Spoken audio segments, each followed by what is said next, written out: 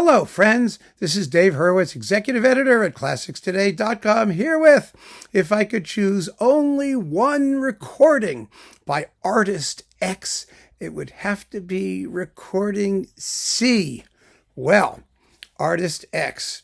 Who is Artist X? Well, when I was chatting with the evil god Cancrozans, he said, I don't care who Artist X is. I just want to hear the best recordings of everything that you could get your hands on so I can determine whether or not I want to destroy all of classical music except for one work per composer.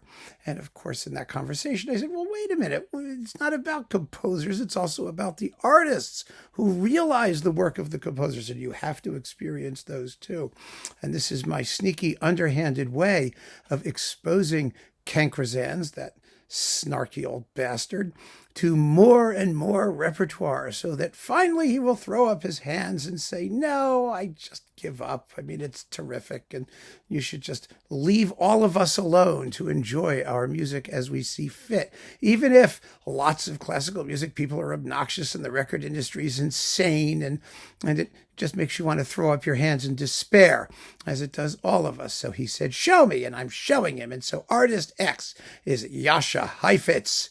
Yes, JASCHA HEIFETZ, the greatest violinist who ever lived, arguably, at least who made records.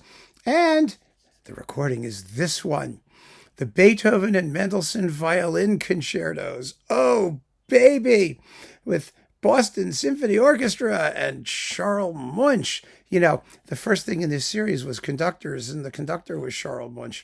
But that's not the point here. Here, the point is the violin soloist.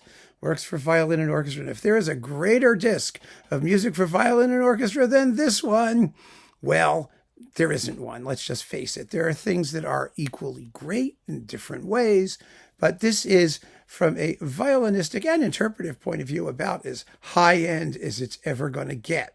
And it sounds wonderful, and Cancrozans is going to have just an orgy of delight discovering this disc, as most of you already have, because, I mean, what sane classical music collector doesn't already own this? But I was listening to this the other day, and it occurred to me really very interestingly, I think, that Heifetz is so famous. One of the reasons he's so famous is that he was a concerto violinist.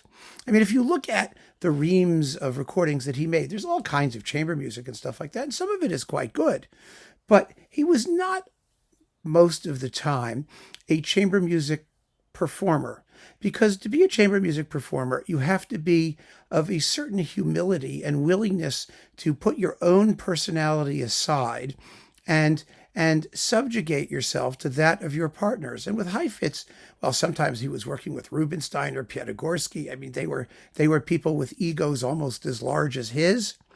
But it's a question of attitude. And, you know, it really is. And some of his chamber music recordings are magnificent. I grant them that. But by and large, in general, he was the concerto violinist par excellence because he was the one whose personality and manner of playing, the intensity of his playing, the projection of his playing was so huge that he could hold his own against whatever a romantic composer in a romantic concerto could throw at him. I mean, it really matters, because in these great classical and romantic concerti, you really have two personalities involved. You've got the soloist, of course, and you've got the orchestra. And the orchestra has some advantages over a violin soloist, as you know. I mean, basically, it can drown them out whenever it wants to. Heifetz, you couldn't really drown out Heifetz. I mean, they could if they wanted to, but we would all have been terribly annoyed because his playing was so compelling and so bold and vigorous and just full of tension and personal piss and vinegar, if you want to call it that, to be a little bit on the crude side, that he could stand out. He always stood out against the orchestra. Whatever the orchestra could throw at him, he could handle it. And that's what made him so great in this repertoire particularly.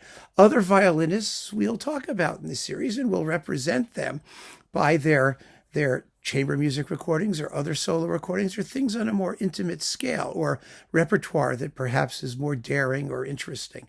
But you just are not going to find a violinist who you could stick in the middle of an orchestra and he would stare him down and hold his own, even against Fritz Reiner in the Chicago Symphony, than somebody like Heifetz. And this recording really shows that. It's marvelous. And there are two works where the orchestra and the violinist really do have to coexist on equal footing and be equally compelling and equally interesting. And of course, with Munch in Boston, you get that too on the other side.